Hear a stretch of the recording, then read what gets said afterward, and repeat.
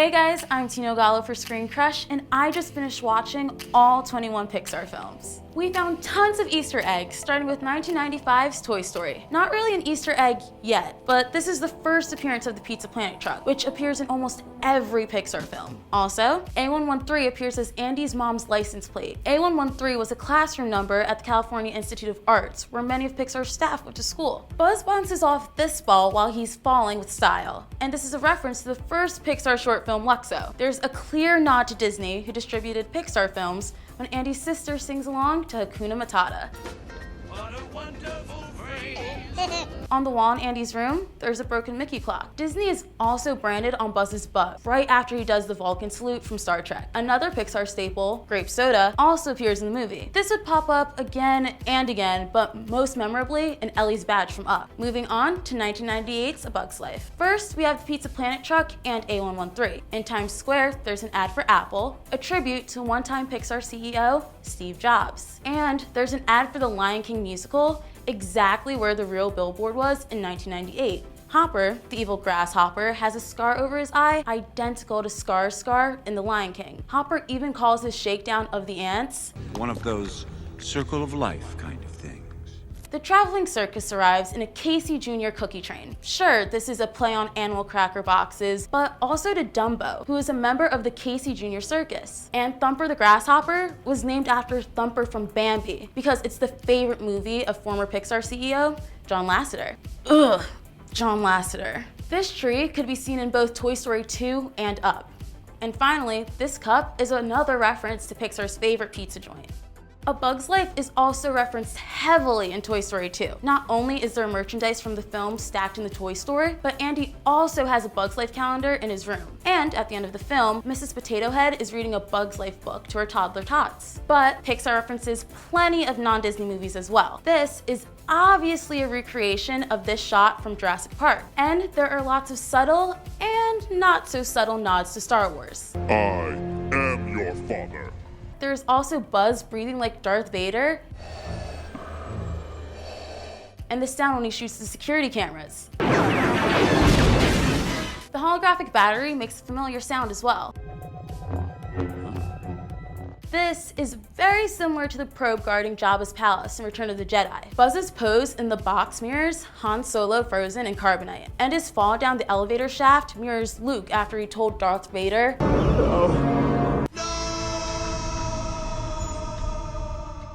A113's appears in the airport announcement. Landed Air Flight A113 from Point Richmond. And finally, my favorite Easter egg from Toy Story 2 is the appearance of Gerald from the Pixar short Gerald's Game. This is the first hint we get of a shared Pixar cinematic universe. Now, let's move on to the heartwarming tale of an energy crisis, Monsters, Inc. A113 appear here, and Randall's final home appeared 3 years earlier in A Bug's Life. Does anything look familiar on this shelf? This is the airplane from the original Toy Story that Buzz uses to fall with style. There are stickers on several of the doors featuring characters from Woody's Roundup, the show within a movie from Toy Story 2. And finally, there's a lot of foreshadowing of Pixar's next film, Finding Nemo. There's a clownfish behind the octopus chef here, and another one here, and finally, a Nemo stuffed toy right here, which is really smart subliminal marketing. Finding Nemo returned the favor by featuring a callback to Monsters, Inc. Mike Wazowski can be spotted in the end credits, and he's on a book in the waiting room. This spinning fish on the ceiling is the same fish Sully brought back from our world and tried to flush down the ocean, basically foreshadowing Nemo's quest. And one of Boo's drawings is on the wall in the dentist's office. And Dr. P. Sherman of 42 Wallaby Way obtained his doctorate from Pixar University. A113 appears on his undersea camera, and the Pizza Planet truck drives by the office when the fish are planning to escape. Another car that drives past is Luigi from Cars, but we don't officially meet him until 3 years later. The toy chest in Dr. Sherman's office is stuffed with Easter eggs as well. You can see a Luxo ball, Buzz Lightyear, the plane Buzz used to fly, and Boo's teddy bear. Yet another callback to Monsters, Inc. And there are a few nods to non-Pixar films. Bruce the Shark is named after the crew's nickname for the animatronic shark in Jaws. And when Bruce breaks through the ship's hull, it's a callback to this scene from The Shining. Here's Johnny! There's also the signature Pixar foreshadowing of their next film. This boy is reading a Mr. Incredible comic book. So, on to The Incredibles. When Mr. Incredible and Frozone are listening to the police radio in the car, we see a sign for Andy's room, referencing Toy Story, and Luxo Deli, which pays kudos to the Luxo lamp. A113 is the meeting room where Bob is ambushed by the Omnidroid. D-Wing, room A113. But the Pizza Planet truck is nowhere to be found. Director Brad Bird said it's because he forgot it, but I say it's because we haven't found it yet. But Pixar didn't forget to foreshadow their upcoming movies. We'll see the bank robber, Bon Voyage, in the film Ratatouille. Fast forward to the final battle scene, and you'll see Doc Hudson from Cars, which leads us into Cars. Cars is filled with NASCAR references, but we're especially impressed with this Apple car that's number 84. This is another tribute to former Pixar CEO Steve Jobs, and 1984 was when the first Apple computers hit the market. Other real-life people received car tributes as well. Mater is an actual person whom the crew met on their Route 66 inspiration trip, and Lightning McQueen is named after Glenn McQueen, who worked on several Pixar films like A Bug's Life, Monsters, Inc., Toy Story, and more. 95, McQueen's number, is also the year Toy Story was released. There's actually a lot of Toy Story references. McQueen's tire says Lightyear, and Gamma Sector 4, which is a reference to Buzz and his deadly wrist laser. The Dynaco gas station from Toy Story is also featured. And remember the Butte sticker on Buzz's butt in Toy Story 2? It's back again as a bumper sticker on one of the cars. It's not an Easter egg, but we found this one funny. One of the cars is sponsored by Leakless adult drip pans, the Cars Universe version of adult diapers. And here is your obligatory A113 and Pizza Planet truck. The other Pixar staple, the Luxo ball, is harder to spot. It's on the sign on Sarge's hut. Star Wars and Pokemon both make appearances in this film. In the town hall, there's a glass window with a Death Star, and the other windows feature Pokeballs. Pixar is always trying to have their shorts make cameos in their full-length films, and Cars is no exception. If you blink, you'll miss seeing birds on a line from their short, For the Birds. Flo's Cafe refers to Flo from Finding Nemo, and at the truck stop, there's a truck called Inc., relating to, you guessed it, Monsters, Inc. During the movie's ending credits, there are car animated versions of previous Pixar films like Toy Story, Monsters, Inc., and A Bug's Life. And after McQueen's makeover, his new tires are identical to the wheels on Carl and Ellie's newlywed car. On to Ratatouille. The Incredibles pops up twice in this movie. The first is Linguini's Mr. Incredible boxers, and Mr. Incredible is also on a poster when Chef Skinner chases Remy. A lot of Pixar characters order from the same Chinese restaurant, even in France. In Linguini's fridge, you can see this takeout container from A Bug's Life and many other movies. As a nod to Disney, Mickey Mouse ears form out of the bubbles in a pot. And speaking of mouse ears, this tag features A113. No Luxo ball in this movie, but you can definitely find that darn Pizza Planet truck if you look closely. It drives over the bridge when Chef Skinner is chasing Remy. Ratatouille foreshadows not one, but two future films. Up is referenced when a shadow of Doug appears on the wall, and Wally's best friend Hal, the cockroach, can be spotted scurrying around the wall in Linguini's apartment. And during the preceding Pixar short, Your Friend the Rat, Wally can be seen driving the bus. Wally's planet-wide, post-apocalyptic trash dump is filled with Easter eggs. The scooter from Ratatouille is in a pile of junk, right next to another pile of trash that includes the Pizza Planet truck. It looks like that truck might need a tune-up, or maybe an oil change? Luckily, the next scene features a leakless bottle from Cars. Wally is something of a hoarder, though we here at Screen Crush prefer the term indiscriminate collectors. His shelves are filled with Easter eggs. He keeps his indestructible Twinkies in a Buzz Lightyear lunchbox. There are only two things that can survive a nuclear holocaust: cockroaches and Twinkies. Rex from Toy Story makes an appearance between bowling pins, and we also find Mike Wazowski from Monsters, Inc. The directive to return to Earth after the plant is found is called Mission A113. Wally makes a statue of Eve while she's in sleep mode, and her arm is actually made of the Luxo lamp. And finally, this walker belonged to Carl from Up. Mount Everest. Is there nothing he cannot do? When Carl is waiting to give his testimony for hitting a construction worker, he's assigned room A113. And just outside on the street, we can see the Pizza Planet truck. Carl and Charles Muntz eat scallop dinner, exactly like the scene in Ratatouille. While they're fighting in the museum, a fish pops out of a dinosaur. This is the same fish that tried to kill Dory and Marlin in Finding Nemo. The film also contains a reference to the Cassius Marcellus Coolidge's painting, Dogs Playing Poker, from 1894. Up also includes some drug use. Carl's prescription drugs, that is, courtesy of Luxo Drugs. Fast forward a few scenes, and we also see the Luxo ball on Russell's sash and in the little girl's room. In the girls' room, we also see Lotso the bear, who we'll meet later in Toy Story 3. Andy's room is filled with nods to previous films. Andy is a bit of a stickler for stickers. Nemo on his toy box, Squirt on the back of his door, the Monsters Inc. logo, and a Newt crossing sign that most people don't realize is an Easter egg. Newt was supposed to be the next Pixar film after Toy Story 3 in 2011, but then got pushed back again and was scheduled to premiere after Cars 2 in 2012. 2012 came around and Newt was never released. It turns out there were development problems for the plot. Pixar brought in Pete Docter to help, but he suggested a different film altogether, Inside Out.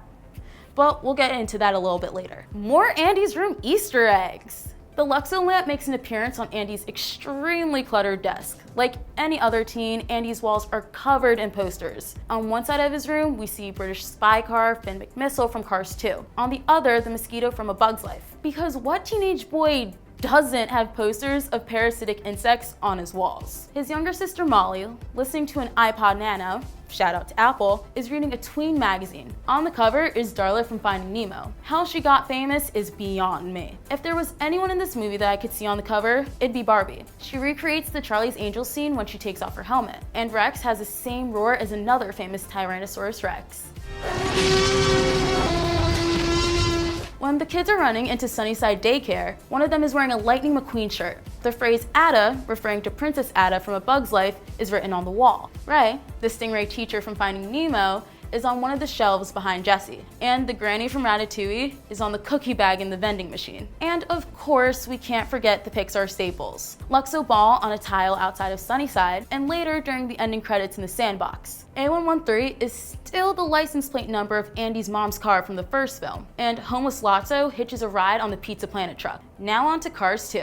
The Pizza Planet truck is on the sidelines of one of the races. Mater is flown away by a plane with A113 on its tail wing. Luxo has expanded from making balls to owning an entire airline. On top of Floor's Cafe, there's a hidden Mickey that, in my opinion, isn't so hidden. A drive-in movie theater is playing The Incredibles, and when the crew are in Paris, there's a restaurant called Gastos, which is the Cars universe version of Gusteau's restaurant from Ratatouille. Pixar also gives us a sneak peek to Brave in this picture of Merida and her family shaped as cars. And speaking of Brave, this movie has the least amount of Easter eggs in all of the Pixar films. So this will be a quick one. In the Witch's Hut, the Pizza Planet truck is in the form of a wood carving, A113 is carved into the wood above the door in Roman numerals, and Sully is carved into a block of wood, which hints their next film, Monsters University. This movie takes us back to the college days before Mike and Sully became best friends.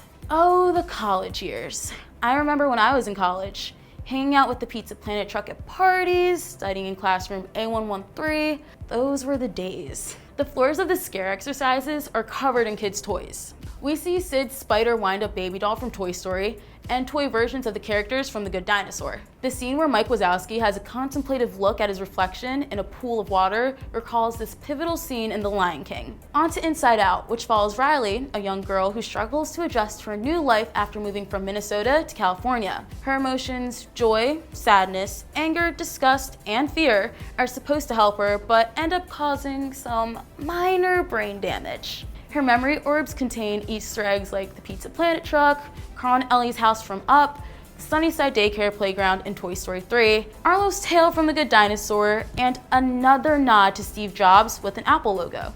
When Riley and her family drive to San Francisco, the birds on a telephone wire are similar to the short For the Birds. When Riley first enters, she sees a dead rat that gives her nightmares. This could be Pixar's morbid version of Remy from Ratatouille. Better than walking in and seeing, say, a dead Andy? Like, maybe he got in his car and instead of going to college, got hooked on smack on the left coast and OD'd in an abandoned house. There's another reference to Ratatouille, this time not a corpse. It's Colette on the cover of a cooking magazine. And in that same room is the Luxo Ball. A113 makes an appearance twice, once as graffiti when Riley's running away, and as a train car number. The family eats dinner from the Pagoda takeout boxes first seen in A Bug's Life. There's a not-so-hidden Mickey sitting down drinking coffee when Joy and Sadness first walk into the Dream Studio. There's a banner at Riley's hockey rink that says Tri-County, aka the Tri-County landfill area. Jack in the Box is in Riley's room. The globe Anger bangs his head on is from Andy's room. And probably the most obvious, Riley's classmate is wearing Sid's shirt. Phew! That was a mouthful. The next Pixar movie was The Good Dinosaur. So, of course, there's gonna be some foreshadowing in Inside Out. The boy sitting next to girl Sid is wearing a camo shirt. If you look closely, you'll see a green dinosaur on his arm, representing Arlo. In Imagination Land board games, there's a Dinosaur World game and a game called Find Me with a clownfish on it. I think you guys can put 2 and 2 together with that one. The T-Rex versus Raptor scene is basically identical to the finale in Jurassic Park. Pixar also gives nods to Jaws, where in one scene there's something in the sky that looks like a shark fin if you watch it upside down. The saddest scene of the movie is when Arlo loses his dad in a storm. Pixar duplicated Mufasa's death from The Lion King, substituting wildebeest for a tidal wave. The Luxo ball is bouncing in the bottom left corner when Arlo and Spot are hallucinating, and the scene is very reminiscent of Dumbo and Timothy's drunken visions of pink elephants in Dumbo. I wonder if that scene is gonna be in the kid-friendly live-action remake. A113 is spelled out of the sticks and the gate to the garden. The Pizza Planet truck can be seen 65 million years in the past, orbiting in space. This, along with the wood carving of the Pizza Planet truck in Brave, is definitive proof that either time travel exists or the truck really does come from a pizza planet. And of course there's some foreshadowing. Hank the octopus from Finding Dory appears at the bottom of the water when Arlo learns to swim. In Finding Dory, all your favorite characters from the original make a return, if you look hard enough. There's a picture of Darla in the background of the Marine Life Institute. Fluke and Rudder's tags spell out A113. And the license plate on this truck also refers to the famed Cal Arts classroom. The Marine Life Institute is a great place for kids to learn about aquaculture. Riley from Inside Out can be spotted as part of the field trip. The boat that captures Dory is called PA-1200, which stands for Pixar's address, 1200 Park Avenue. At one point, Hank the octopus is suspended over the open ocean exhibit, while a Wall-E calendar casually hangs on the wall. When Dory first tries to get away, the Pizza Planet truck is under the ocean. When Hank and Dory hijack the truck, the steering wheel has a Luxo ball on it. There's a band-aid on the truck driver's hand that's a small nod to Pixar's upcoming film, Cars 3. Lightning McQueen just happens to be on the band-aid. Now, onto Cars 3. McQueen's new manager Sterling is quite the business car, judging by his office, which is numbered A113. This stunning workspace features glass panels, ceramic floors, a breathtaking view, and Cinderella's pumpkin carriage. In one race scene, McQueen runs into several Pixar-themed cars, like these two from Monsters, Inc. Number 10 looks like Sully, and number 16 looks a lot like George Sanderson. There's a car sponsored by Triple Dent Gum from Inside Out, the Pizza Planet truck, car number 86, which refers to Pixar's startup year of 1986, and a Luxo Ball-themed car. The ball makes another appearance when McQueen is talking to Smokey. Also, there's this billboard for InsureCare, the company that slowly destroyed Bob's soul in The Incredibles. While at Sterling's training facility, McQueen comes across a race car dreaming about his home in Santa Cecilia.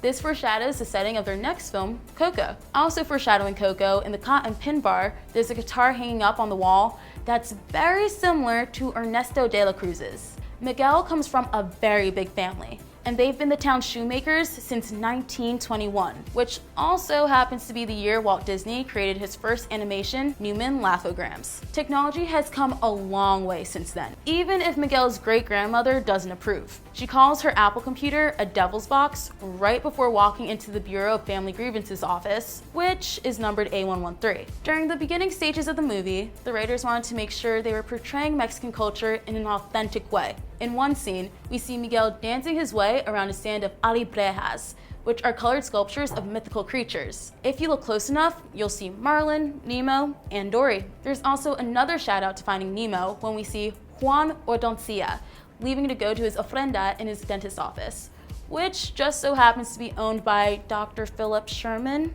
Darla's uncle. When Miguel is running past the other stands, we see Mike Wazowski, Woody, and Buzz Lightyear pinatas. In the Land of the Dead's talent show, a skeletal Sid plays the keyboard. Let's give it up for Sid! He overcame his childhood trauma to be a garbage man in Toy Story 3, and now he's jamming hardcore in the afterlife. You go, Sid. The Luxo ball makes its first appearance on the table, and the ball also appears as a luchador mask in Dante's Lunch. In the scene where Miguel meets renowned artist Frida Kahlo, Dante is chewing his foot. This is a reference to Ed, now, how do I say this nicely? The least smartest hyena from The Lion King. Since Incredibles 2 was the next film to be released, in the Land of the Dead, you can spot a mural with the Incredibles family in skeletal form. And of course, it wouldn't be a Pixar film without the Pizza Planet truck, which zips past Miguel while he's looking out the window. I would tell you guys about the Easter eggs in Incredibles 2, but we have a whole video dedicated to it that you can find on our channel or linked in the description box below. With all these Easter eggs, I think it's important to give an honorable mention to John Ratzenberger, who has voiced a character in every single Pixar movie. Let us know in the comments if you want to see a video all about the Ratzenberger, or if there are any Easter eggs that we missed. Thanks for watching!